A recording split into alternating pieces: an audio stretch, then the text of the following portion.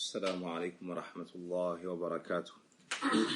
الحمد لله نحمده ونستعينه ونستغفره ونعوذ بالله من شرور أنفسنا ومن سيئات أعمالنا.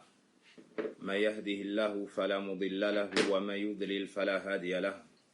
وأشهد أن لا إله إلا الله وحده لا شريك له وأشهد أن محمدا عبده ورسوله. يا أيها الذين آمنوا اتقوا الله حق تقاته ولا تموتن إلا وأنتم مسلمون. يا أيها الناس اتقوا ربكم الذي خلقكم من نفس واحدة وخلق منها زوجها وبث منهما رجالا كثيرا ونساء واتقوا الله الذي تساءلون به والأرحام إن الله كان عليكم رقيبا. يا أيها الذين آمنوا اتقوا الله وقولوا قولا سديدا يصلح لكم أعمالكم ويغفر لكم ذنوبكم ومن يطع الله ورسوله فقد فاز فوزا عظيما. أما بعد فإن أصدق الحديث كتاب الله جل وعلا وخير الهدي هدي محمد صلى الله عليه وسلم وشر الأمور محدثاتها وكل محدثة بدعة وكل بدعة ضلالة وكل ضلالة في النار. Ikhwan al-Kiram, nous voici sortis du meilleur moment de l'année. Nous voici sortis des meilleures nuits de l'année, du meilleur mois, le plus béni de l'année. وَرَبُّكَ يَخْلُقُ مَا يَشَاءُ وَيَخْتَارُ. Et ton Seigneur crée ce qu'il veut et il choisit. Ce mois béni qui s'est écoulé, qui s'est en allé, était un mois rempli de bonnes œuvres, des jours remplis de splendeur et des nuits remplies de bonheur. Cela de par la bénédiction qu'Allah subhanahu wa ta'ala a mis dans ce mois et ces moments. Cela de par le comportement des croyants. Cela de par les bonnes œuvres qui ont été faites durant ces instants. Shahru Ramadan alladhi unzila fihi al-Qur'an. Ce mois passé était le mois de Ramadan. Ce mois béni durant lequel le Coran a été révélé. Et durant le mois de Ramadan, le cœur du croyant se remplit de joie. Il se remplit de joie car lui-même est enclin à se diriger vers Allah subhanahu wa ta'ala. Son adoration, son obéissance. Il se concurrence avec ses frères fillah dans les bonnes œuvres. Il s'entraide dans les bonnes actions. Son cœur se remplit de joie de par ce qu'il voit également autour de lui, dans son foyer ou à l'extérieur, chez ses voisins ou autre part. Il voit l'ensemble des croyants du monde se diriger vers leur Seigneur, se concurrencer vers les bonnes œuvres. Il augmente obéissance à son obéissance. Il ajoute rapidité à sa rapidité à répondre aux ordres d'Allah subhanahu wa ta'ala et de son messager. Il se réjouit de par la multitude des portes de bien qu'il voit ouvertes et la multitude de croyants qui y entrent. Et lui le premier. Son cœur se remplit de joie pour tout cela. Mais il nous faut nous rappeler une chose extrêmement importante. Il nous faut nous rappeler une chose extrêmement importante à la fin du mois de Ramadan. Qui est que si le mois de Ramadan, lui, s'est terminé, si le mois de Ramadan, lui, s'en est allé, l'adoration d'Allah subhanahu wa ta'ala, le premier et le dernier, le Seigneur des mondes, notre créateur et pourvoyeur, cette adoration-là ne s'arrête qu'avec la mort du croyant. Cette adoration-là ne s'interrompt qu'avec la mort du croyant. Car certes, le croyant n'adore pas le mois de Ramadan, mais il adore le Seigneur du mois de Ramadan. Et le Seigneur du mois de Ramadan, c'est également le Seigneur du mois de Shawwal, le mois dans lequel nous sommes désormais. Ainsi, il se doit d'observer la constance et la droiture. La constance et la droiture. Son œuvre ne s'interrompt que lorsqu'on lui retire son âme. Et ça, c'est un principe qu'on doit assimiler, comprendre, et duquel doit découler la constance, la continuité et la régularité. Allah subhanahu wa ta'ala nous dit à cet effet dans son livre, dans Surat al-Hijr, وَعْبُدْ رَبَّكَ حَتَّى يَأْتِيَكَ الْيَقِينَ. Et adore ton Seigneur jusqu'à ce que la certitude te vienne. Les exégètes du Coran ont dit la certitude dans ce verset, c'est-à-dire la mort. C'est-à-dire sois constant et régulier dans l'adoration d'Allah Azza wa Jal jusqu'à ton dernier souffle. Jusqu'à ton dernier souffle. Ce qui t'est donc demandé, c'est la régularité et la constance tant qu'il y a de la vie en toi.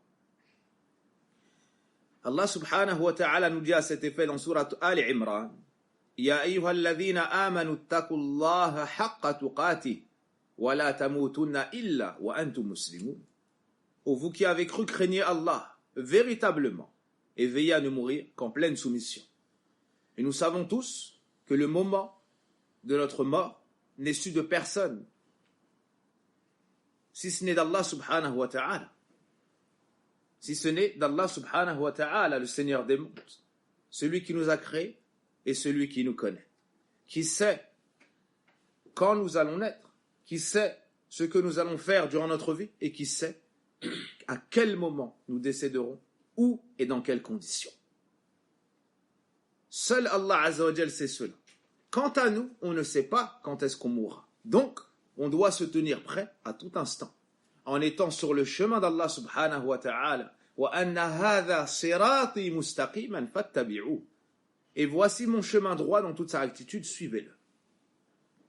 Ça n'est qu'ainsi que tu pourras concrétiser l'essence voulue dans ce verset. C'est en te préparant à chaque instant, à chaque moment.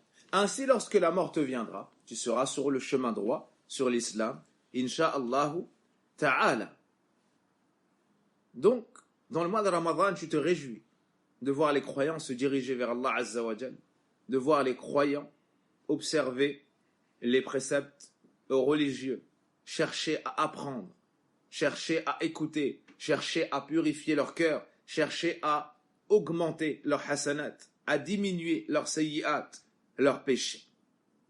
Mais, malheureusement, beaucoup, après le mois de Ramadan, baissent la garde face au shaitan, l'ennemi déclaré.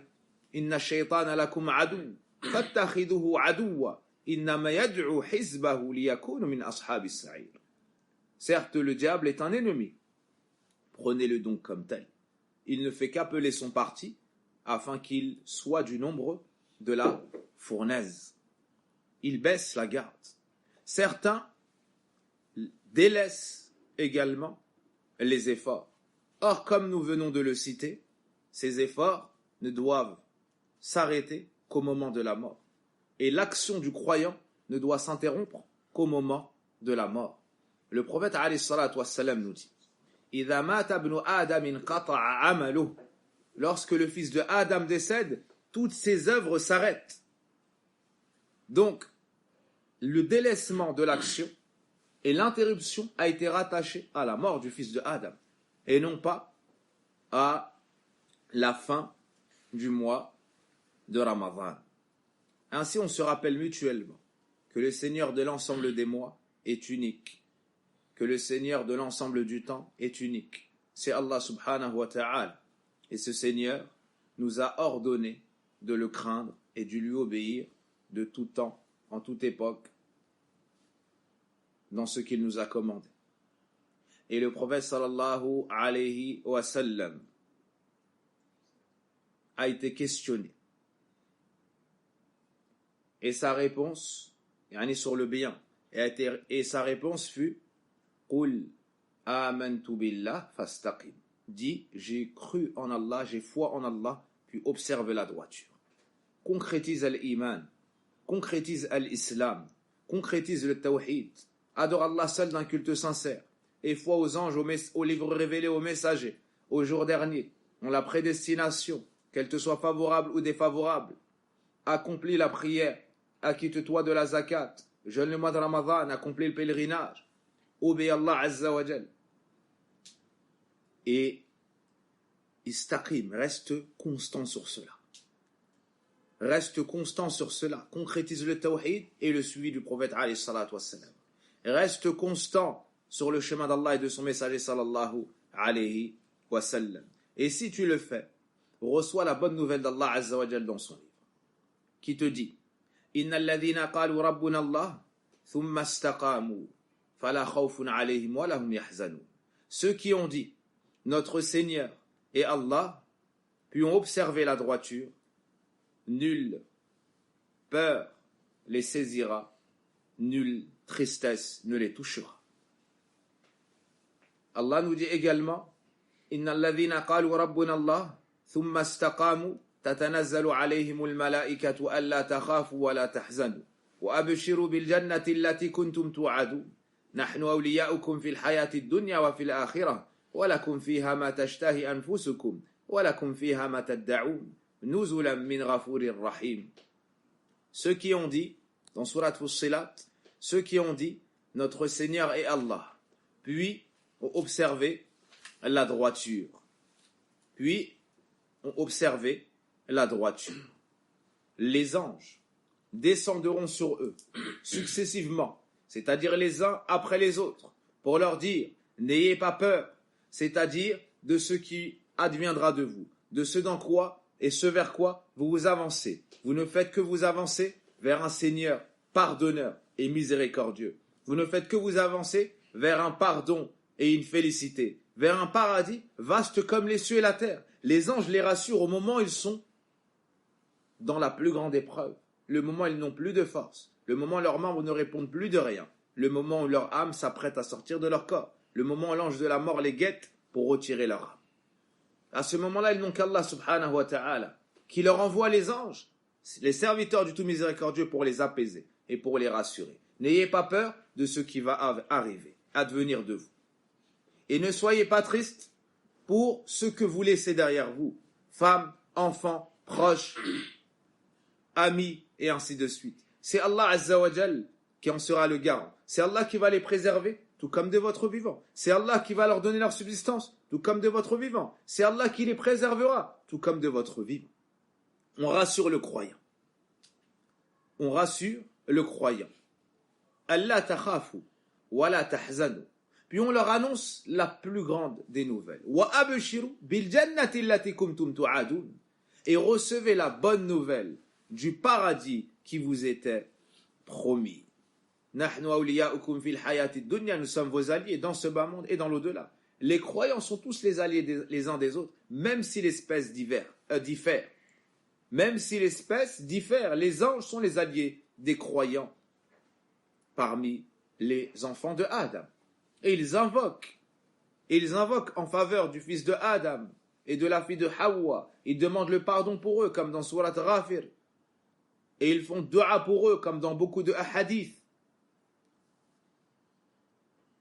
Nahnu awliya'ukum fil hayati dunya wa fil akhirah. Et dans l'au-delà. Walakum fiha ma tashtahi anfusukum. Vous aurez tout ce que vous souhaitez. Walakum fiha ma tad'un. Nuzulan min ghafurir rahim. Ça, c'est la bonne nouvelle. Faite au moment où le croyant décède. Celui qui était sur le tawhid, celui qui était sur la droiture, celui qui était sur la constance. Voici la bonne nouvelle. Et cela nous appelle à étudier ce qu'est l'istiqama, à étudier les causes qui nous amènent à l'istiqama, à la droiture, à la régularité, à la constance. Cela nous amène à nous questionner sur ce qui doit être préservé et ce dans quoi on doit être constant. Et cela passe par l'étude de la science. Cela passe par la connaissance. Cela passe par la recherche et le questionnement. En sortant du mois de Ramadan, des actions se sont interrompues. Le jeûne du mois de Ramadan, Salatul Tarawih en groupe, la sadaqa dans le mois de Ramadan. Quant à l'adoration d'Allah Azza wa Jal, elle, comme on l'a dit et on le répète, elle ne s'arrête et ne s'interrompt qu'à la mort du fils de Adam. Allah Azza wa Jal veut de toi l'adoration. Parfois de manière absolue. Tu fais du dhikr, subhanallah, walhamdulillah, wa la ilaha illallah, wallahu akbar. Tu fais des nawafil, des prières, tu fais des sadaqat. Et parfois de manière spécifique, à des moments précis, dans des endroits précis, comme la prière en groupe. Comme la prière en groupe. Comme le jeûne de Ayyamul Bid, le 13, le 14 et le 15 de chaque mois. Comme le jeûne du lundi et du jeudi. Naam. Et ainsi de suite. Il y a des adorations qui sont rattachées à des moments, à des mois, comme le jeûne du mois de Muharram, comme le jeûne de la plupart du mois de Sha'ban. Il y a des adorations qui sont laissées de manière absolue ainsi. Tu peux redoubler d'efforts et te rapprocher davantage d'Allah subhanahu wa ta'ala. Ainsi, le jeûne du mois de Ramadan s'est arrêté. Mais le jeûne, de manière générale et spécifique, reste légiféré et recommandé. Le prophète sallallahu alayhi wa sallam nous dit Thalathun min kulli shahr. 3 jours de chaque mois. 3 jours de chaque mois. Le 13, le 14 et le 15, c'est-à-dire Ayyamul Bid. Naam, le prophète alayhi salatu wa sallam encourageait à jeûner 3 jours par mois. Et plus spécifiquement et particulièrement, Ayyamul Bid, les jours de pleine lune, le 13e jour, le 14e jour et le 15e jour.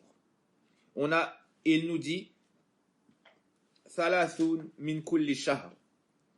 3 jours de chaque mois. Wa Ramadanu ila Ramadan. Et de Ramadan à Ramadan. Fahadha siyamud dahr. Ceci sera compté comme le jeûne continu. Celui qui jeûne Ramadan et qui rajoute 3 jours par mois, on lui donnera la récompense comme s'il avait toujours jeûné. Rapporté par l'imam Muslim. Aussi Abu Hurayrata radiyallahu anhu nous dit Awsani Khalili bi thalath.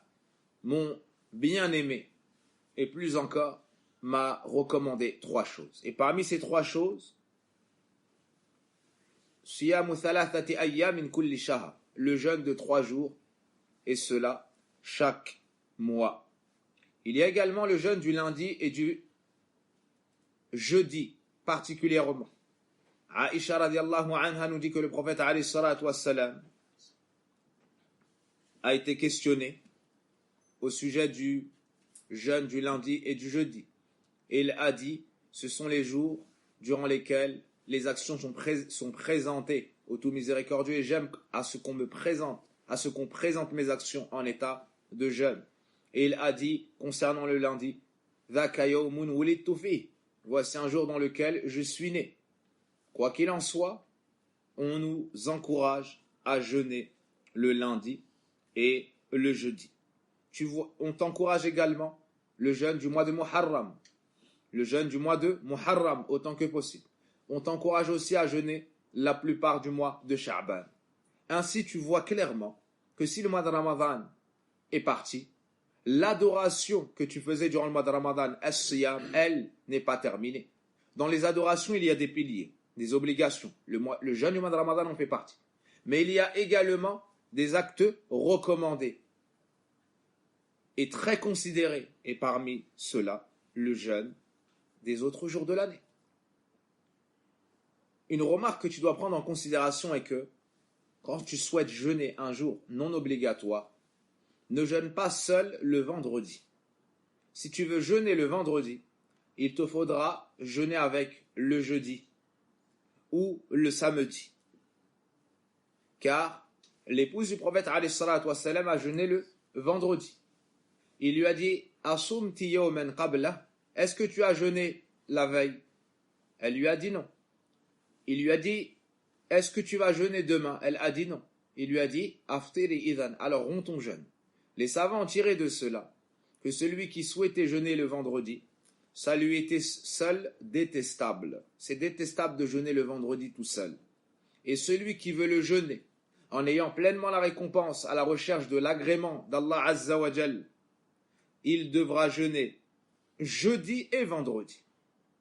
Et s'il est vendredi et qu'il n'a pas jeûné le jeudi, il devra ajouter avec le vendredi le samedi. Et s'il ne souhaite pas jeûner le samedi, alors qu'il rompt son jeûne, si ça n'est pas un jeûne obligatoire. Si ça n'est pas un jeûne obligatoire. Voici pour la nafila du siyam. Voici pour l'acte méritoire et recommandé concernant le jeûne. Et certes, si salatul tarawih, les nuits de Ramadan, sont terminées, naam, les prières de nuit durant l'année, elles, ne sont pas terminées. Elles ne s'interrompent pas. Et le prophète, alayhi salatu wassalam, priait, que ce soit les nuits de Ramadan, que ce soit en dehors du mois de Ramadan. Allah Azza wa Jal a encouragé cela dans le Coran et a fait les éloges de ceux qui se lèvent durant la nuit dans le Coran pour adorer Allah Azza wa Jal avec crainte et espoir.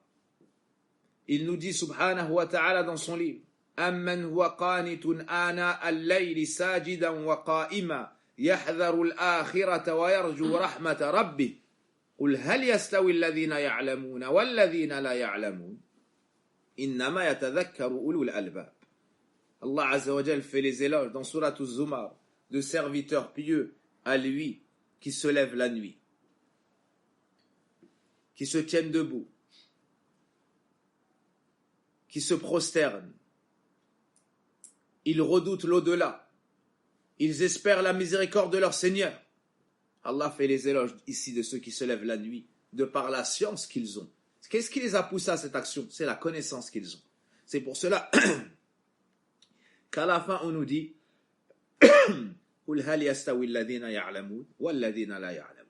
Dis, sont-ils égaux ceux qui savent et ceux qui ne savent pas? Ici il y a le mérite de la science et des gens de science. Cette science-là les pousse à adorer Allah Azza wa Jal plus que les autres. Plus que les autres. Et à se lever la nuit par crainte et espoir de ce qu'ils ont connu.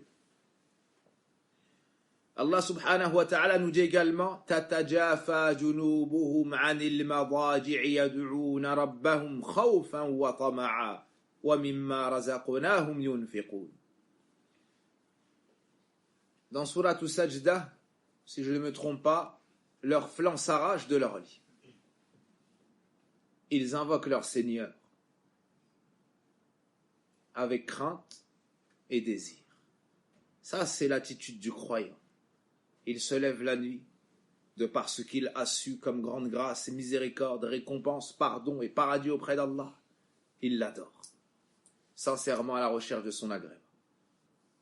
Mais également, il craint pour ses péchés. Il craint le châtiment d'Allah et sa menace. Il craint de ne pas être accepté chez Allah subhanahu wa ta'ala à cause de ses fautes. Alors il reste toujours entre la crainte et l'espoir. Toujours entre le désir et la peur. C'est ainsi qu'Allah Azza wa Jal a vanté le mérite des serviteurs du tout miséricordieux. وَعِبَادُ الرَّحْمَنِ الَّذِينَ يَمْشُونَ عَلَى الْأَرْضِ هَوْنًا وَإِذَا خَاطَبَهُمُ الْجَاهِلُونَ قَالُوا سَلَامًا. Ici Allah Azza wa Jal à la fin de Surat Al-Furqan nous décrit les serviteurs qui ont la foi, une foi très haute, les serviteurs particuliers du tout miséricordieux. Et dans leur description, on trouve وَالَّذِينَ يَبِيتُونَ لِرَبِّهِمْ سُجَّدًا وَقِيَامًا, ceux qui passent leur nuit, c'est-à-dire une partie de leur nuit, en prosternation et debout. On a mentionné les deux stations les plus nobles de la prière. Et les savants ont même divergé laquelle des deux était la plus méritoire. La prosternation ou bien le moment du qiyam, c'est-à-dire lorsque tu récites le Coran. Le qiyam, de par ce que tu dis, est plus noble. Et la prosternation, de par ton état et ta soumission totale, est plus méritoire. Ainsi, ça a donné lieu à cette divergence. Ainsi, ça a donné lieu à cette divergence. Mais ce que le prophète alayhi salatu wassalam nous dit, c'est que le moment où ton Seigneur est le plus proche de toi, c'est lorsque tu es incliné dans les ténèbres de la nuit. Lorsque tu es incliné à la fin de la nuit. C'est le moment où Allah Azza wa Jalla est le plus proche de toi. Et le prophète alayhi salatu wassalam te dit également que le moment où toi tu es le plus proche d'Allah, c'est lorsque tu es prosterné. Voici 2 hadiths. Le moment où toi tu es le plus proche d'Allah, c'est quand tu es en prosternation. Et le moment où ton Seigneur est le plus proche de toi, c'est à la fin de la nuit. Si je me souviens bien, en prosternation à la fin de la nuit. Allahu Akbar. Donc là, on t'encourage à quoi? À prier la nuit. Ça, c'est la noblesse du croyant. Jibril alayhi salam est venu voir le prophète alayhi salatu wassalam. Et il lui a dit, Ya Muhammad, ish ma shi'it fa innaka mayyit. وأحبب من شئت فإنك مفارقه واعمل ما شئت فإنك مجزي به واعلم أن شرف المؤمن قيامه بالليل. Ô Mohammed, vis le temps que tu veux, tu mourras. Aime qui tu voudras, tu t'en sépareras. Et fais ce que tu voudras, en fonction tu en seras rétribué, naam. Et sache que la noblesse du croyant réside dans la prière de nuit. La noblesse du croyant réside dans la prière de nuit. Non. Jusqu'à la fin du hadith, fait de Mada, de ne pas dépendre des gens et ainsi de suite. Beaucoup d'autres hadiths. On trouve également que lorsque le prophète alayhi salatu wassalam est rentré à Médine, Abdullah ibn Salam radiallahu anhu nous dit les premières paroles que j'ai entendues de lui furent Ayyuhan nas أفشوا السلام وأطعموا الطعام وصلوا الأرحام وصلوا بالليل والناس قيام تدخلوا الجنة بسلام. Ô vous les gens, répandez le salam. Répandez le salam. Nourrissez les gens, liez les liens de parenté. Et priez alors que les gens dorment, vous entrerez au paradis en paix. La prière de nuit est une cause pour entrer au paradis en toute sécurité. La prière de nuit est la meilleure prière après la prière obligatoire. Abu Hurayrata radiallahu anhu nous dit, le prophète sallallahu alayhi wa sallam a dit, et ce hadith est dans le recueil d'Imam Muslim, Afdalu salati ba'da al-maktuba salatul layl. La prière la meilleure prière après la prière obligatoire est la prière de nuit. Les savants ont dit car elle est plus proche de la sincérité. Parce que dans la nuit, tu peux être vu de personne. Quant à la prière de jour, probablement on te verra pour les nawafil, et sûrement on te verra pour les prières obligatoires, car tu pries à la mosquée si tu es un homme. Aussi, c'est le moment de la descente divine. Yanzilu rabbuna ila sama'i dunya. Notre Seigneur descend au ciel de ce bas monde lorsqu'il reste un tiers de la nuit, et cela toutes les nuits. Et dit, ma yad'ouni fastajib lah, ma yas'aluni fa'u'tiya lah, wa ma yastaghfiruni fa'aghfir lah. Qui me sollicite, qui me demande, qui m'invoque afin que je l'exauce, qui me demande afin que je lui donne, et qui me demande pardon afin que je lui pardonne. Et cela toutes les nuits, et cela toutes les nuits de l'année. Toutes les nuits de l'année, jusqu'au Fajr. Toutes les nuits de l'année, du dernier tiers jusqu'au Fajr. Qu'est-ce qui nous empêche, après le mois de Ramadan, de rechercher les faveurs d'Allah Azza wa Jal, de rechercher le pardon de notre Seigneur? N'avons-nous pas empêché à nous faire pardonner? N'avons-nous pas une grâce à rechercher? N'avons-nous pas des faveurs à demander?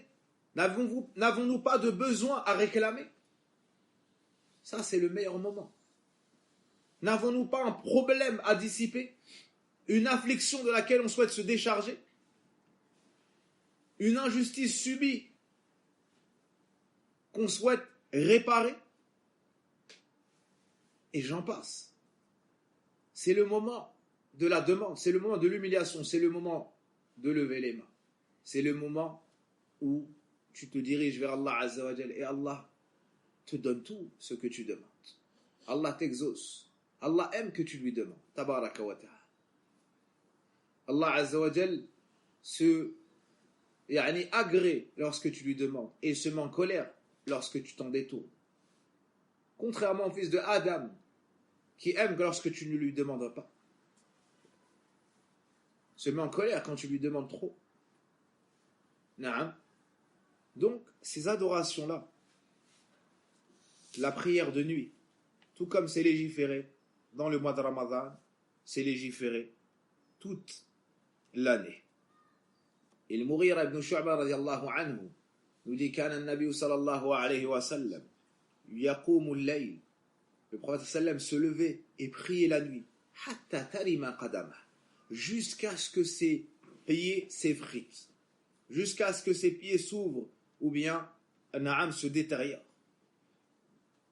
Ici, ça fait référence à quoi? À la longueur du qiyam du prophète alayhi salatu wassalam. Abdullah ibn Mas'ud, Abdullah ibn Abbas, combien on décrit la prière de nuit du prophète alayhi salatu wassalam. Il entre en prière la nuit, il récite Surat al-Baqarah. Il se dit, il va se prosterner après 100 versets. Il continue. Il se dit, il va se prosterner après 100 versets. Il continue encore. Il finit la surah, il se dit, il va se prosterner, il continue encore. Ali Imran, puis An-Nisa. Sallallahu alayhi wa sallam. A'badun nas. Wa aqwahum. Le plus pieux, celui qui adorait le plus Allah Azza wa Jal, celui qui le connaissait le plus fort des hommes, sallallahu alayhi wa sallam. Dans Salat al-Tarawih, lorsque les gens sont derrière l'imam et qu'il récite un quart de hizb, yani 2 pages en une raka'a, ils trouvent que c'est long et lui demandent de réciter plus vite. Et ils se plaignent peut-être. Allahu Akbar. Ce qui fait un tarawih en tout et pour tout de environ 1h10, 15 en ayant récité 20 pages de Coran. En ayant récité 20 pages de Coran. Ici, le prophète alayhi salatu wassalam récite entièrement Surat al-Baqarah dans une raka'a. Près de 5 hizb en une raka'a. Puis il rajoute Ali Imran. Puis il rajoute An-Nisa. Sans finir An-Nisa, tu dépasses 10 hizb. 100 pages. Et tu n'as pas fini Surat An-Nisa. 100 pages. C'est-à-dire 5 jours, plus de 5 jours de tarawih. Le prophète fait ça en une raka'a. Et il prend son plaisir dans cela. Et il atteint cette plénitude dans l'adoration d'Allah Azza wa Jal. Et il connaît sa splendeur. Non, ce n'est pas une adoration subie. C'est une adoration recherchée. C'est une adoration plaisante. C'est le délice de la foi. C'est le goût de la foi qui est trouvé et qui est recherché.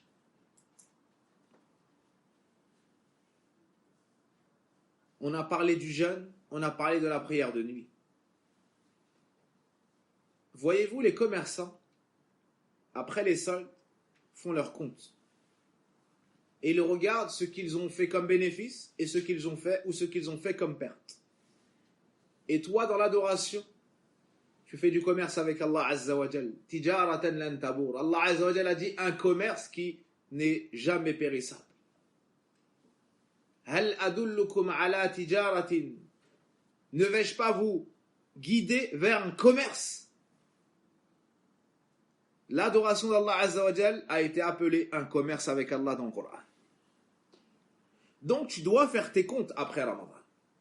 Et regarder, est-ce que tu fais partie de ceux qui ont fait du bénéfice, un peu ou beaucoup, ou est-ce que tu fais partie de ceux qui ont fait des pertes, un peu ou beaucoup. Et les deux parties ont des signes clairs et explicites qui ne trompent pas. Quant à ceux qui ont réussi leur commerce avec Allah, ont fait du bénéfice, leurs signes sont les suivants. Ziyadatul istiqama ou l'istiqama. Premièrement, la droiture s'il ne l'était pas. Et l'augmentation de la droiture s'il l'était déjà. Deuxièmement, azamatur raghbati fi ta'atillah. Le désir immense d'obéir à Allah Azza wa Jal et de chercher les actes pour le satisfaire.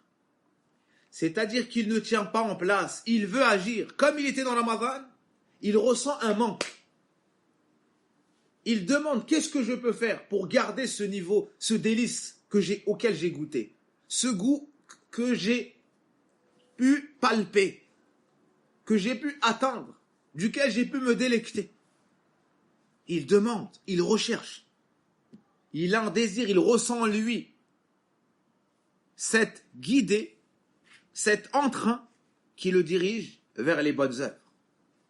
Ça, c'est un signe qui ne trompe pas. Ça, c'est un signe qui ne trompe pas. Ajoutez à cela un troisième point. C'est la répulsion face au péché. C'est le dégoût du péché. Tout comme il a un désir ardent d'aller vers l'obéissance d'Allah Azza wa Jal, il est récalcitrant face au péché. Un dégoût, il le ressent comme le goût sur sa langue. Comme il ressent le goût sur sa langue.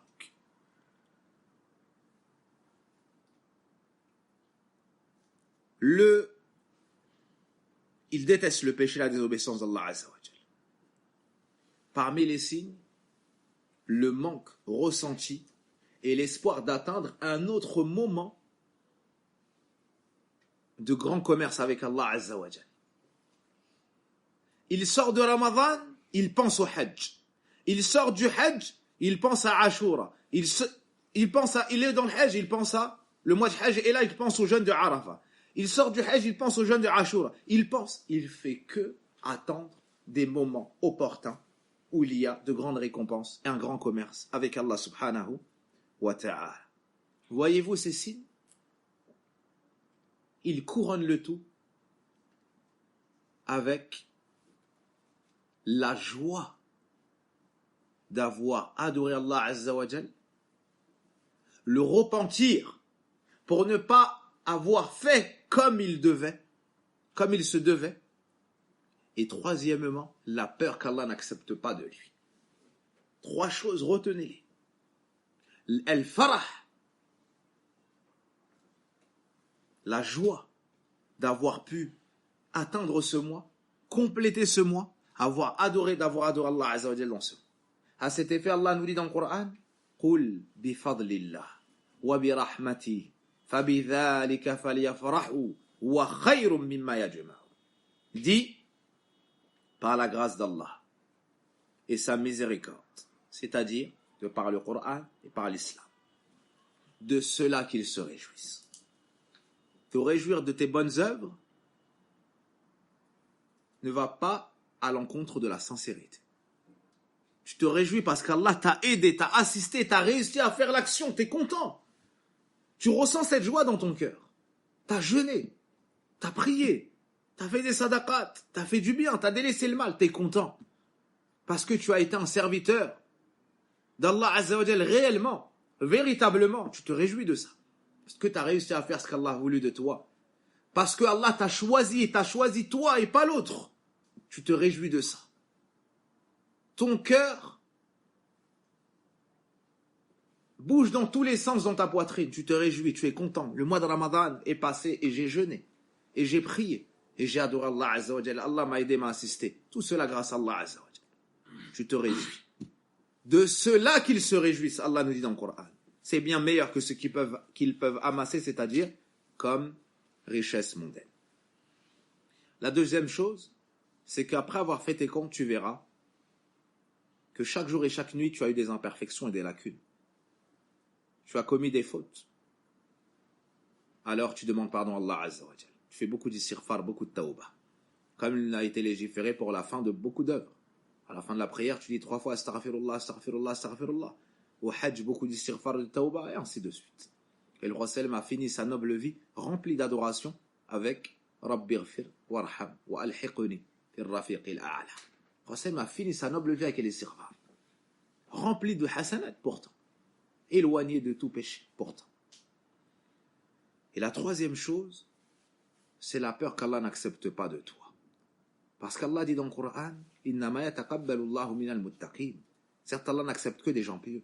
C'est-à-dire des gens qui ont été pieux au moment de l'œuvre, qui ont été sincères envers Allah et en conformité avec la sunna du prophète alayhi salatu wassalam. C'est pour ça que certains parmi les pieux prédécesseurs, comme Fadala et autres, disaient de savoir qu'Allah accepte de moi le poids d'une petite fourmi de bonne œuvre, mais préférable à ce bas monde et tout ce qu'il a en faire. Allahu Akbar. Et d'autres disaient, si j'avais su qu'Allah avait accepté de moi, ne serait-ce qu'une prosternation, j'aurais espéré la mort. Car Allah dit, il n'accepte que des gens pieux. Allah nous dit dans le Coran, ceux qui dépensent de ce qu'ils dépensent, alors que leurs cœurs sont pleins d'effroi à l'idée de retourner vers leur Seigneur. Aïcha radiallahu anha dit, Ya Rasulallah, ce sont les gens qui pêchent, ce sont les gens qui volent, boivent de l'alcool, commettent la fornication et tel péché. Il lui a dit, la yabnat as-siddiq. Il lui a dit, non, ô toi la fille du très véridique. Mais ce sont plutôt les gens qui prient, qui jeûnent, qui font des aumônes, mais ils ont peur qu'Allah n'accepte pas d'eux. Allahu Akbar. La description de la peur du verset a laissé entendre à Aïcha radiallahu anha, cette femme savante, qu'il s'agissait ici de pécheurs, quand on a vu leur peur dans le verset. Rasim lui a dit non, c'est la peur des gens pieux ici. C'est la peur des gens pieux qui ont fait des bonnes œuvres, qui ont parfait leurs bonnes œuvres, mais ils connaissent Allah. Alors ils ont peur. Ils connaissent de la perfection d'Allah. Alors ils ont peur. Ils savent la perfection qu'Allah mérite, du moins. Alors ils ont peur qu'Allah n'accepte pas de leurs œuvres. Parce qu'ils connaissent leurs péchés, ils connaissent leurs lacunes, ils connaissent leurs imperfections. Ils ont peur qu'Allah rejette leurs bonnes œuvres de par leurs péchés passés. Ils ont peur d'être rattrapés aussi par le livre. وَإِنَّ الرَّجُلَ يَعْمَلُ بِعَمَلِ أَهْلِ الْجَنَّةِ حَتَّى مَا يَكُونُ بَيْنَهُ وَبَيْنَهَا إِلَّا ذِرَاعٌ فيسبق عليه الكتاب فيعمل بعمل أهل النار فيدخلها. Et certes, l'homme fait les actions des gens du paradis, jusqu'à ce qu'il ne reste entre lui et l'entrée au paradis qu'un empan ou qu'une coudée. Son livre le rattrape, le destin, ce qu'Allah a su de lui, ce qu'Allah lui inscrit dans les tablettes préservées. Alors son livre le rattrape, le destin. Il se met à faire les actions des habitants de l'enfer, et il finit par y entrer. C'est pour cela qu'on ne doit pas se sentir à l'abri du châtiment d'Allah. C'est pour ça qu'on doit avoir peur qu'Allah n'accepte pas nos œuvres. On doit se rappeler de nos péchés passés. On doit se demander, est-ce qu'on s'est repenti de nos péchés? Comment est-ce qu'on a jeûné? Qu'est-ce qu'on a fait dans ce mois? Et qu'est-ce qu'on a fait avant? On doit éplucher nos comptes. Sérieusement, plus encore que le commerçant très habilité, le commerçant très proche de son argent, le commerçant très fort dans la comptabilité. Parce que Yom al-Qiyamah, ikhwan il-Kiram, la pesée aura lieu sur la chose la plus minime. La pesée, la balance sera établie le jour du jugement dernier, et c'est c'est d'une manière minutieuse qu'on ne peut imaginer. On nous dit dans le Coran, même si c'est le poids d'une petite fourmi, on va la ramener. Le poids d'une petite fourmi de péché, tu vas le voir sur la balance. Allahu Akbar. Allahu Akbar. C'est quoi le remède? Là, entre la crainte et l'espoir, agis avec ce qui découle de ça. Rajoute des bonnes œuvres et peur qu'on n'accepte pas de toi. Parfait la sincérité, le suivi du messager sallallahu alayhi wa sallam et demande pardon à Allah azza wa jal pour les imperfections. Que ce cœur ne cesse d'être rempli de ces deux choses-là. La crainte et l'espoir. Al-Hasan al-Basri rahimahullah ta'ala disait: les meilleurs d'entre nous, les plus prédécesseurs, unissaient entre ces deux choses-là. L'excellence dans l'œuvre et la peur qu'Allah n'accepte pas d'eux. L'excellence dans l'œuvre et la peur qu'Allah Azza wa Jal n'accepte pas d'eux. Innama yataqabbalu Allahu min al-muttaqin, car Allah n'accepte que des gens pieux. Et chacun a accusé sa personne. Ibn Mulayka, rahimahullah ta'ala, disait: j'ai rencontré une 60aine de compagnons du prophète alayhi salatu wassalam. Tous redoutaient pour leur propre personne l'hypocrisie. Allahu Akbar. Ils ont vu le prophète alayhi salatu wassalam. Ils l'ont accompagné. Ils l'ont salué et reçu de lui les invocations. Allahu Akbar. Ils l'ont accompagné, ils l'ont défendu, ils l'ont soutenu. Ils ont été ses ministres et les meilleurs. Les cœurs les plus purs, les actes les plus pieuses. Et malgré ça, ils avaient peur d'être des hypocrites. Allahu Akbar. Personne ne se sentait à l'abri. Personne ne se sent à l'abri si ce n'est l'ignorant. Donc il nous faut étudier ces textes et agir en conséquence. Et Cheikh Mohammed ibn Abdul Wahhab rahimahullah ta'ala dans son livre wajibuna nahwa ma amarana Allah bi, disait ce qui nous incombe face aux ordres d'Allah Azza wa Jal. Quand il a parlé de ce chapitre-là, le fait d'avoir peur qu'Allah n'accepte pas de nous. Naam, il disait, et cette qualité fait partie des choses les plus rares sur les gens à notre époque. Il dit ça, il est décédé en 1206 de l'Hégire. Il est né en 1115, rahimahullah, et décédé en 1206 de l'Hégire, rahimahullah, et il dit ça à son époque. Et on est en 1442, n'est-ce pas? On est en 1442. Qu'est-ce qu'on va dire, nous, à notre époque? Peut-être que les gens ne savent même pas que ça, c'est une chose demandée. Peut-être qu'ils ne savent même pas que c'est une chose fortement recommandée et demandée. Plutôt exigée.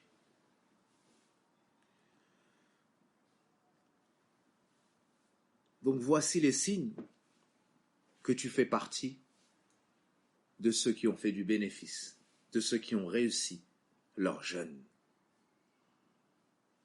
L'apaisement de la poitrine, l'élargissement de la poitrine, l'amour d'Allah, de son messager, sallallahu alayhi wa sallam, l'amour du Coran, l'amour de l'adoration et de tout ce qui te rapproche d'Allah Azza wa Jal et des hauts degrés au paradis.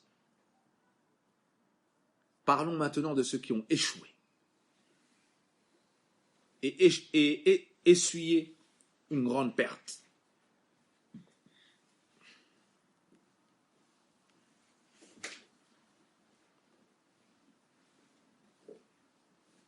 Ce sont ceux qui, premièrement, étaient dans les péchés avant le mois de Ramadan et sont restés dans les péchés pendant le mois de Ramadan et après le mois de Ramadan. Deuxièmement, ils sont encore pires, ceux-là. Ils ont augmenté les péchés après le mois de Ramadan. Plus encore qu'avant le mois de Ramadan. Ils n'ont tiré aucun profit et aucune leçon du mois de Ramadan. Le troisième signe, ils se réjouissent de la fin du mois de Ramadan, pas parce qu'ils ont adoré Allah Azza wa Jal, non, mais parce qu'ils vont pouvoir retourner à leurs péchés qu'ils commettaient avant le mois de Ramadan. Comme ceux qui consommaient des drogues, comme ceux qui commettaient la fornication le jour de journée, comme ceux qui... Ils étaient comme enchaînés pendant le mois de Ramadan, comme les shéatines l'étaient pendant le mois de Ramadan. Une fois que le mois de Ramadan s'arrête, ils se disent, génial, on va pouvoir retourner à la consommation de la cigarette, du cannabis, de la drogue, de films pornographiques, de sites sales et de débauche, parler avec des femmes dans le haram. Ils se disent génial, je vais pouvoir retrouver la fille de la rue, je vais pouvoir déverser mes passions sur elle, je vais pouvoir contempler les femmes dans le haram, et ainsi de suite. Il est content que le mois de Ramadan s'interrompt. Pourquoi?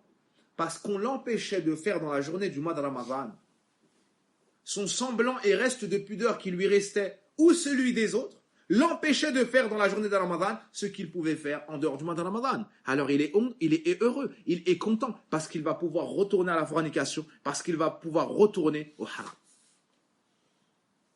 Ça, c'est un des plus grands signes qu'il a raté son jeûne du mois de Ramadan et qu'il fait partie de ceux qui ont été ruinés dans le mois de Ramadan, très loin du bénéfice, ni même de la stabilité. Parmi les pires signes de la ruine, le laxisme dans la prière après Ramadan. Pire encore, l'abandon de la prière après Ramadan. A'udhu billah. Wallahi, le mu'min, si tu lui dis ne prie pas, sinon tu vas perdre la vie, il préfère entrer dans le feu plutôt que de délaisser la prière dans ce bas. Si tu lui donnes le choix entre garder son islam, sortir des niran dans l'au-delà et rentrer dans le feu, il choisit de rentrer. Yani, si tu lui donnes le choix entre perdre son islam et l'allié qui est Allah Azza wa Jal, soit ça, soit il rentre dans le feu et choisit le feu. Et ça fait partie des signes du délice de la foi. ثلاث من كنا في وجد بهن حلاوة الإيمان. Trois choses, celui qui les a goûtera aux délices de la foi. أن يكون الله ورسوله أحب إليه مما سواهما ويحب المرء لا يحبه إلا لله وأن يكره أن يعود في الكفر بعد أن أنقذه الله منه كما يكره أن يقذف في النار. Trois choses, celui qui les a goûtera aux délices de la foi. Qu'il aime Allah et son messager plus que tout autre. Qu'il aime son frère et ne l'aime que pour Allah. Et qu'il déteste retourner à la mécréance après qu'Allah l'en ait sauvé, comme il détesterait être jeté dans le feu. Naam. La prière, c'est la prunelle des yeux du croyant. La prière, c'est le lien solide avec son Seigneur Allah tabaraka wa ta'ala. La prière, c'est ce par quoi tu te délectes et tu atteins la plénitude dans ta religion. Il n'y a pas de religion il n'y a pas d'islam sans prière. Il n'y a pas d'islam sans prière. La limite entre nous et eux, c'est la prière. Celui qui la délaisse aura mécru, a dit le prophète alayhi salatu wassalam. Donc si tu vois la personne qui priait avant Ramadan ou pendant Ramadan et après Ramadan elle délaisse la salat, c'est un des pires signes qui nous montre qu'Allah Azza wa Jal lui a jeté son jeûne, lui a rejeté son jeûne, ne l'a pas accepté.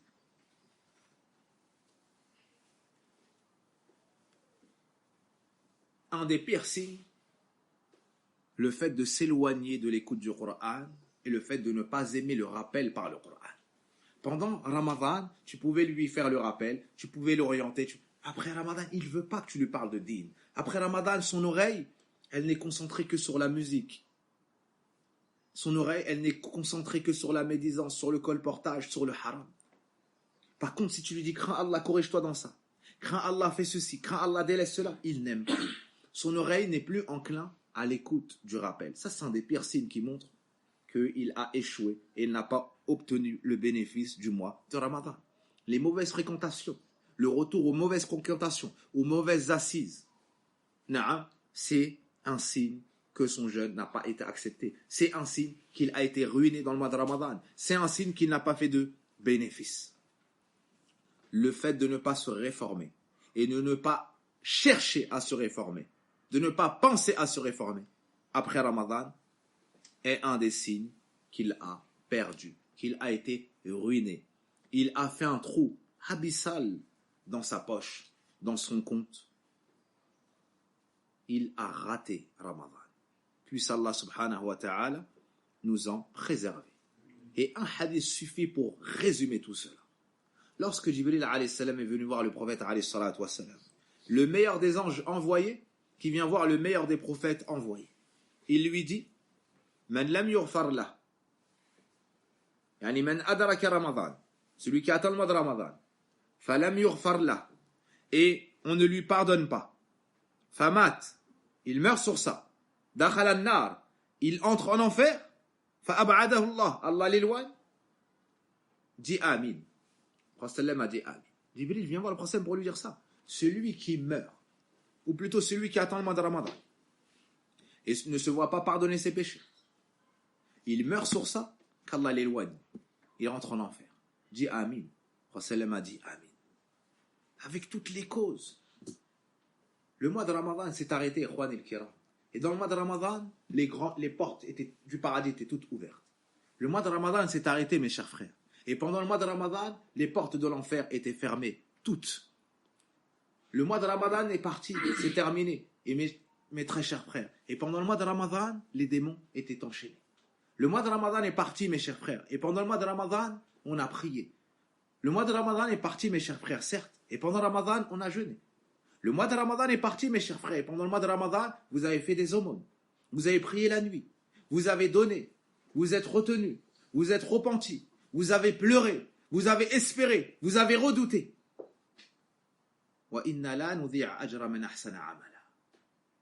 Et recevez la bonne nouvelle qu'Allah Azza wa Jal nous dit, on ne perdra aucune récompense de ceux qui ont bien agi. Tout ce que tu as fait pendant le mois de Ramadan, espère la récompense chez Allah Azza wa Jal. Espère la récompense chez Allah subhanahu wa ta'ala. Et réforme-toi pour l'après-Ramadan. Qui seras-tu donc après le mois de Ramadan? Celui qui a obtenu le bénéfice, celui qui a réussi, celui qui s'est réformé, celui qui a changé, celui qui a évolué, celui qui s'est corrigé. ou alors celui qui a été ruiné, celui qui a perdu, celui qui a été déchu, celui qui a péri. On demande à Allah Azza wa Jal de nous joindre au nombre de ceux qui ont réussi et au nombre de ceux dont le prophète a dit Man sama ramadana imanan wa ihtisaban ghufira lahu ma taqaddama min dhanbi wa man qama ramadana imanan wa ihtisaban ghufira lahu ma taqaddama min dhanbi wa man qama laylatal qadra imanan wa ihtisaban ghufira lahu ma taqaddama min dhanbi. On demande à Allah de nous joindre dans ces trois promesses. Celui qui s'est levé les nuits de Ramadan avec foi et espoir se verra pardonner l'ensemble de ses péchés passés. Celui qui s'est levé la nuit de Laylatul Qadr avec foi et espoir se verra pardonner ses péchés passés. Et celui qui a jeûné le mois de Ramadan avec foi et espoir se verra pardonner ses péchés passés. Un des plus prédécesseurs a dit, il y a des gens dans le mois de Ramadan qui font des efforts et qui obéissent à Allah. Une fois le mois de Ramadan passé, ils retournent à leurs péchés. Ces gens-là ne connaissent leur Seigneur que dans le mois de Ramadan. Quels mauvais serviteurs sont-ils? Quels mauvais serviteurs sont-ils? Et toi, serviteur d'Allah, tu ne dois pas faire partie de ces gens-là. Tu ne dois pas faire partie de ces gens-là. Après le mois de Ramadan, Allah Azza wa Jal nous a ouvert encore une grande porte d'adoration. Et le croyant est celui qui, lorsqu'il sort d'une porte, en cherche une autre. Le prophète sallallahu alayhi wa sallam nous dit, comme dans le hadith de Abi Ayyub al-Ansari, radiyallahu anhu, Man sama Ramadan thumma atba'u sittan min Shawwal, kana ka siyam ad-dahr. Le prophète sallam nous dit, comme c'est rapporté par l'imam Muslim, celui qui jeûne le mois de Ramadan, puis fait suivre cela de 6 jours de Shawwal, aura la récompense comme s'il avait jeûné toute l'année. Les savants expliquent, car quand tu jeûnes un jour, on te donne 10 fois son équivalent. 30 jours, ça te fait 300, ça te fait 10 mois. Il en reste 2. En jeûnant 6 jours, ça te fait 60 jours. Ça fait 2 mois, ça fait 12 mois, ça fait 1 an. Et si tu fais ça tous les ans, ça te fera toute ta vie. Allahu Akbar. Voici la grande récompense que nous annonce ici le prophète alayhi salatu wassalam. Et dès le lendemain du Eid, tu peux commencer le jeûne des 6 jours de Shawwal. Retenez cela, appliquez-le sur vos personnes, encouragez vos familles, encouragez vos proches et propagez cela, afin d'avoir votre récompense et la récompense de tous ceux qui appliqueront cela. Le prophète alayhi salatu wassalam nous dit, celui qui montre une bonne voie à autrui aura la récompense, et la récompense de tous ceux qui le suivront dans cela. Allahu Akbar. Si toi tu fais ça, et tu orientes un frère, tu auras ta récompense et les siennes. Et si tu orientes 10 frères, tes récompenses et les récompenses des 10 autres. Et si ces 10 frères-là en orientent encore 10, les 10 autres et les 10 autres. Wahalumma. Ainsi de suite. Et le jeûne de ces 6 jours renferme de grandes sagesse, comme la récompense d'un jeûne d'une année.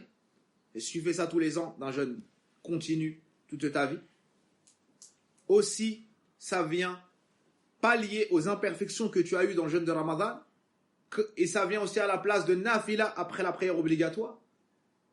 Naam. Quatrièmement, c'est aussi shukranillah, c'est une reconnaissance envers Allah Azza wa Jalla, un remerciement de t'avoir permis de jeûner Ramadan. Tu le remercies en ajoutant, parce que parmi les effets et les signes, j'ai oublié ça, parmi les effets et les signes de l'acceptation de l'adoration, c'est l'adoration après. Parmi la récompense et les effets et les signes de l'acceptation de l'adoration, c'est qu'Allah te facilite une autre adoration après l'adoration.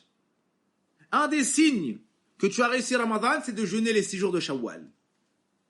Un des signes que tu as été agréé chez Allah Azza wa Jalla dans Ramadan, c'est d'adorer Allah Azza wa Jalla après le mois de Ramadan.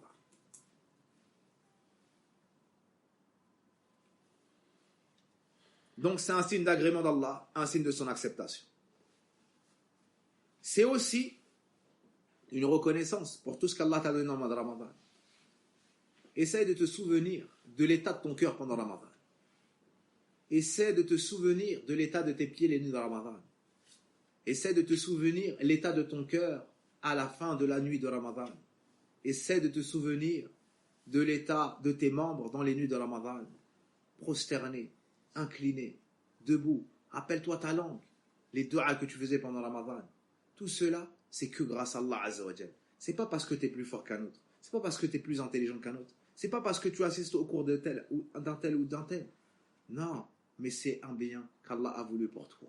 Sois donc reconnaissant. Fadlan min Allah wa ni'ma. C'est une grâce de la part d'Allah et un bienfait. Allah t'a éduqué dans le mois de Ramadan. Il t'a fait voir de ta personne que tu pouvais te surpasser. Il t'a fait voir de ta personne que tu pouvais te retenir de faire les péchés. Il t'a fait voir de ta personne que tu pouvais veiller, que tu pouvais jeûner, que tu pouvais donner en aumône ce que tu ne pensais même pas un jour pouvoir donner. Certains n'avaient jamais donné plus de 1 euro en aumône. Ils ont donné 1000 euros. Certains n'avaient jamais donné plus de 100 euros en aumône. Ils ont donné 2000 euros. Certains et certains. Naam. Certains n'avaient jamais cuisiné pour plus de 5 personnes. Elles ont cuisiné pendant des jours, pour des dizaines, pour des vingtaines, peut-être des centaines de personnes. On a vu les gens se concurrencer dans le bien et ça réjouit le cœur de tout croyant. Allah nous éduque pour nous faire montrer que si on se dirige vers lui sincèrement, et si on s'éloigne des péchés sincèrement, et si on met l'intention de chercher le bien, Allah Azza wa Jal nous donne au-dessus de nos espérances. Certains ont fini le Coran une fois, ils ne l'avaient jamais fini. Certains ont fini le Coran 2 fois, ils ne l'avaient jamais lu 2 fois. Certains ont prié durant la nuit en récitant le Coran plus d'une fois, ils n'avaient jamais veillé la nuit. Certains ont connu Allah Azza wa Jal comme ils ne l'avaient jamais connu dans la Ramadan. Voyez-vous tous ces bienfaits-là? Ça n'est que grâce à Allah Azza wa Jal. Soyez-en convaincus. Voulez-vous goûter à ces bienfaits une prochaine fois? Voulez-vous garder du goût de ces plaisirs, de ces délices, de ces adorations? Les savants nous ont donné la solution, elle est dans le Coran. Les savants nous ont donné la solution, elle est dans le Coran. Et je cherche refuge auprès d'Allah Azza wa Jal de venir à vous avec ce par quoi on n'a pas été devancé par les savants. Car nous ne sommes que de petits étudiants qui tentons de faire le pont et la liaison entre les gens de science et les gens qui sont comme nous parmi les gens de la masse. La solution, mes très chers frères bien-aimés, c'est al-shukr, l'adoration de la reconnaissance. Et la preuve, mes très chers frères, elle est dans le Coran. Dans Surah Ibrahim, وَإِذْ تَأَذَّنَ رَبُّكُمْ لَإِنْ شَكَرْتُمْ لَأَزِيدَنَّكُمْ وَلَإِنْ كَفَرْتُمْ إِنَّ عَذَابِي لَشَدِيدٌ. Et lorsque ton Seigneur proclame, assurément, si vous êtes reconnaissant, je vous ajouterai. Et si vous êtes ingrat, ou si vous mécroyez, certes, ma menace ou mon châtiment est terrible, douloureux. Les savants ont tiré de ce verset que la reconnaissance face au bienfait d'Allah, hafidhun jalib. La reconnaissance face au bienfait d'Allah est une protection du bienfait présent, naam, et ça t'attire les bienfaits futurs. Est-ce que c'est compris? Quand tu remercies Allah pour le bienfait, tu remercies Allah pour le jeûne, sois convaincu qu'Allah va te faciliter à jeûner encore. Tu remercies Allah pour la prière de nuit, sois convaincu qu'Allah va te faciliter à prier encore la nuit. Tu as fait des sadaqat, tu l'as remercié pour cela, sois convaincu qu'Allah Azza wa Jal va te rajouter pour cela. Quand tu as prié, quand tu as fait des sadaqat, crois pas que tu as un mérite chez Allah. Quand tu as fait une aumône, crois même pas que tu as un mérite sur le pauvre. Quand on t'a appelé à faire sadaqa, tu l'as fait, crois pas que tu as un mérite sur celui qui t'a appelé. C'est lui qui t'a donné l'opportunité de te rapprocher d'Allah Azza wa Jal. Le pauvre n'est pas dépendant de toi. Que tu fasses ou que tu fasses pas ton action, Allah va lui donner sa subsistance. Sois-en convaincu. Allah Azza wa Jal donne sa subsistance à l'animal qui est au fin fond de la mer, qui est éloigné dans le désert, qui vole dans les cieux et qui est sur la mer. Allah donne la subsistance à l'embryon dans le ventre de sa mère. Le pauvre, quand tu lui as donné, sache qu'Allah Azza wa Jal qui a mis dans ta main pour que tu lui donnes, tu n'es qu'une cause. Mais Allah a voulu t'honorer en faisant en sorte que tu sois la main qui donne et pas la main qui reçoit. Remercie Allah pour cela, il va t'enrichir encore plus, préserver les bienfaits que tu as et il va te permettre de donner encore plus. Mais n'oublie pas que c'est grâce à Allah que tu as donné et ça n'est qu'un test, ce que tu as dans ta main. Pour voir comment est-ce que vous allez agir. Pour voir comment est-ce que vous allez agir. Sois donc reconnaissant vers Allah, il va te préserver tous tes bienfaits et il va t'en augmenter, il va t'en ajouter. Tu veux goûter aux délices de la foi que tu as goûté pendant Ramadan? Sois reconnaissant. Sois reconnaissant. Et ne t'attarde pas à compter trop tes hasanat. Comme Abdullah ibn Saoud ou bien Abdullah ibn Omar disait, comptez plutôt vos péchés, je vous garantis que rien ne se perdra de vos hasanat. Rien ne se perdra de vos hasanat. Al-shukr, c'est quoi? La reconnaissance, c'est pas le simple fait de dire Alhamdulillah avec la langue. Ça en fait partie, certes, mais ça n'est pas le tout. Il faut d'abord avec ton cœur que tu reconnaisses que ce bienfait, c'est grâce à Allah que tu l'as eu et que tu l'as fait. Donc tu augmentes ton amour pour lui. Deuxièmement, tu loues Allah pour ce bienfait. Tu fais ses éloges, tu le remercies. Et troisièmement, tu utilises ses bienfaits à la recherche de son agrément. Il n'y a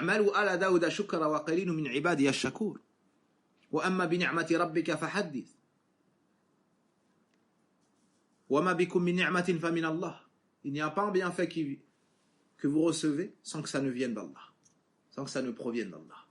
Voici ce qui est réellement al-shukr. Allah Azza wa Jalla nous a appelé au shukr dans le Coran. Et si on le fait, on va pouvoir goûter à ce qu'on a goûté dans Ramadan, et on va pouvoir garder ce qu'on a pu avoir dans Ramadan, et on va pouvoir faire comme adoration recommandée ce qu'Allah nous a légiféré après Ramadan. Et je m'en joins à moi ainsi qu'à vous, Ikhwan el-Kiram, la crainte d'Allah Azza wa Jalla, où que nous soyons, quel que soit l'endroit dans lequel nous nous trouvons, et quel que soit l'ordre commandé par Allah Azza wa Jalla. Deuxièmement, je m'en joins à moi-même ainsi qu'à vous-même, mes très chers frères, de ne pas oublier ceux auxquels on pensait dans le mois de Ramadan. Les pauvres, les gens dans le besoin, les gens en difficulté, les orphelins, les veuves, et j'en passe. Cette douceur qu'Allah a mis dans ton cœur pour eux dans le mois de Ramadan, cultive-la, irrigue-la, développe-la, et récolte-en les fruits, même après le Ramadan, durant toute l'année. Et ne minimise rien. Tu donnais des centaines d'euros dans Ramadan, peut-être des milliers dans Ramadan. Tu courais après les gens pour faire des aumônes dans Ramadan. Allahu Akbar. Parce qu'Allah a rempli ton cœur de foi et de douceur. Ne minimise pas la sadaqa après Ramadan. Ne minimise pas 1 euro à donner en sadaqa après Ramadan. Un paquet de raisins secs, un paquet de de noix à offrir après Ramadan, un paquet de dattes. Naam, de sucettes, de gâteaux, de friandises, un vêtement,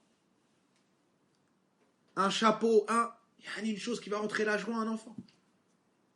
Du lait, de l'eau, du riz, du pain. Naam, qu'est-ce qui t'empêche d'aller à la boucherie d'acheter un poulet à 4 ou 5 euros et de venir l'offrir et de venir le donner en sadaqa à une famille? Tu penses peut-être qu'ils n'ont pas cela.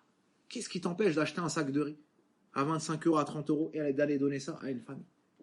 Wallahi al-azim, ne méprise pas, ya akhi, la sadaqa. Le prophète alayhi salatu wa salam te dit, celui qui donne en aumône une chose avec de l'argent halal, pur, et Allah n'accepte que ce qui est halal et pur, Allah Azza wa Jalla l'accepte avec sa main droite. Et il la grandifie, cette aumône. Et il l'immensifie, même si c'est une seule date, comme jusqu'à la faire devenir grosse, comme une montagne. Allahu Akbar. Comme l'un de vous prend son poulain et l'éduque jusqu'à le faire grandir. Une date, ya akhil karim, une date, ça coûte combien? J'aimerais bien avoir cette information. Une simple date, ça coûte combien? Le prophète sallam nous dit, taqunnar walau bi shiqqi tamra. Prémunissez-vous du feu de l'enfer, ne serait-ce qu'en donnant en aumône la moitié d'une date. La moitié d'une date, elle affecte ton paradis ou ton enfer. Et tous les jours, fais des sadaqat. Tous les jours. Tous les jours, fais des sadaqat. Pense à tes voisins. Pense à ceux qui sont dans le besoin. Pense aux orphelins. Pense aux veuves. Pense aux gens dans le besoin. Pense à ta famille en premier lieu.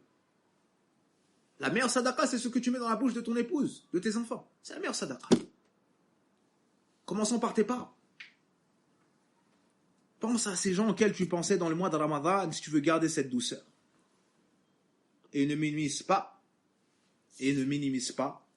la sadaqa.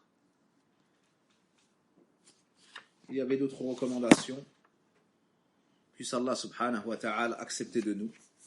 La dernière recommandation, c'est de finir ces jours-là et de finir notre vie de manière générale avec beaucoup d'istighfar. Avec beaucoup d'istighfar. En demandant beaucoup pardon à Allah subhanahu wa ta'ala. Parce que quels que soient les efforts fournis, Wallahi alladhi la ilaha ghayru, Allah méritait bien plus que cela. Parce que quels que soient les péchés desquels nous nous sommes repentis, Wallahi alladhi la ilaha ghayruh, il nous en reste beaucoup. Parce que quels que soient les péchés délaissés, Wallahi alladhi la ilaha ghayruh, on en commet de jour comme de nuit. Le prophète alayhi salatu wassalam nous dit Kullu bani Adam khata wa khayru khata'in at-tawwab. Tout fils de Adam est pécheur, et le meilleur de ceux qui pêchent, de ceux qui pêchent est celui qui se repent. Non. On doit demander pardon à Allah quotidiennement. On doit espérer le pardon d'Allah quotidiennement. Et si on fait cela, on n'a plus qu'à espérer le grand pardon d'Allah Azza wa Jal. Wa inni la ghaffar. Allah est le grand pardonneur. Le grand pardonneur. Wa huwa al-ghafur rahim. C'est le grand pardonneur, le très miséricordieux. Quel que soit le péché, ne désespère jamais de la miséricorde d'Allah.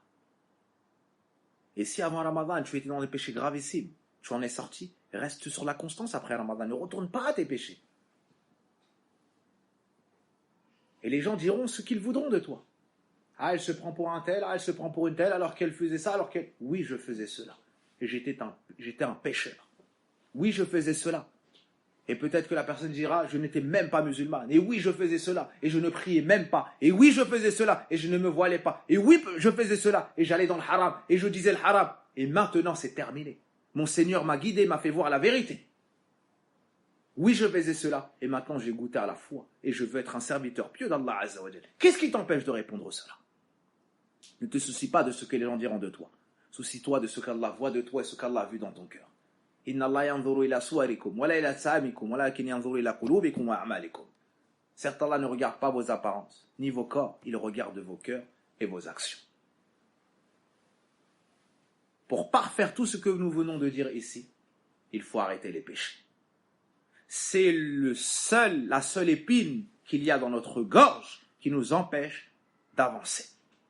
C'est pour cela que le prochain cours sera, Inch'Allah ta'ala, les causes du délaissement des péchés. Et ça sera annoncé, Inch'Allah ta'ala, sur le site La Voie Droite. Wallahu a'lam. Wa sallillahumma wa barik ala nabiyyina Muhammadin wa ala alihi wa sahbihi ajma'in. Subhanaka Allahumma wa bihamdik. Ashhadu an la ilaha illa ant. Astaghfiruka wa atubu ilayk. Allahumma taqabbal minna. Allahumma taqabbal minna. Allahumma taqabbal minna. اللهم إنا نسألك القبول يا شكور اللهم إنا نسألك القبول يا شكور اللهم اغفر لنا ذنوبنا وكفر عنا سيئاتنا وتوفنا مع الأبرار اللهم ربنا آتنا في الدنيا حسنة وفي الآخرة حسنة وقنا عذاب النار اللهم إنا نسألك الهدى والتقى والعفاف والغنى يا حي يا قيوم يا حي يا قيوم يا حي يا قيوم برحمتك نستغيث أصلح لنا شأننا كله ولا تكلنا إلى أنفسنا طرفة عين اللهم أعنا على ذكرك وشكرك وحسن عبادتك اللهم ظلمنا أنفسنا وإن لم تغفر لنا وترحمنا لنكونن من الخاسرين اللهم اغفر لنا ولوالدينا اللهم اغفر لنا ولوالدينا اللهم اغفر لنا ولوالدينا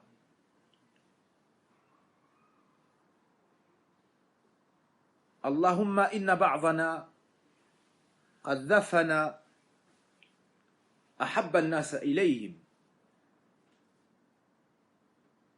وعظم شوقهم إليهم وتألم بمفارقتهم فاللهم اجبر كسرهم والتف بقلوبهم وارحم موتاهم وموتى المسلمين اللهم اغفر لنا ولوالدينا اللهم اغفر لأمهاتنا اللهم اغفر لأمهاتنا اللهم اغفر لأمهاتنا اللهم اشف مرضانا رضى المسلمين اللهم اشف مرضانا رضى المسلمين اللهم اشف مرضانا رضى المسلمين اللهم اصلح ذرياتنا لا يصلحها إلا أنت اللهم اصلح ذرياتنا لا يصلحها إلا أنت اللهم اهدهم اللهم أصلحهم اللهم أصلحهم واهدهم اللهم إنا نسألك الثبات اللهم إنا نسألك الثبات اللهم إنا نسألك الثبات اللهم آت نفوسنا تقواها وزكها أنت خير من زكاها أنت وليها ومولاها اللهم فرج عن إخواننا في فلسطين اللهم فرج عن إخواننا في فلسطين اللهم فرج عن إخواننا في فلسطين اللهم عامل الظلمة بما يستحقون يا عزيز يا قوي اللهم عامل الظلمة بما يستحقون يا قوي يا عزيز سبحانك اللهم وبحمدك أشهد أن لا إله إلا أنت أستغفرك وأتوب إليك والحمد لله رب العالمين